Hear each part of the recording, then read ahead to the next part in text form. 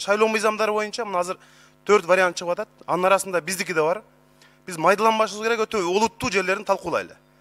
Биринчи азыр эл эмне күтүп атат? Парламентке сын дагы күчөдү.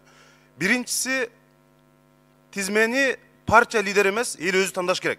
Адамдар партияга дагы добуш берип, анын ичинен ким депутат болорун өздөрү тандаш керек. Бул эң олуттуу өзгөртүү болот. Экинчиден азыр 9% чек. Биз ошону, урматтуу депутаттар, баарыңар колдоп берсеңер, мына Бакыт Эргешев дагы айтып өттү, 5%га түшүрүшүбүз керек. Бул жаңы партиялардын, жаңы лидерлердин парламентке келишине жол ачат. Үчүнчүсү, мына шайлоодо жанагындай олигархтардын акча таратуусуна тыюу салышыбыз керек. Элдин күткөнү азыр ушул 3 нерсе.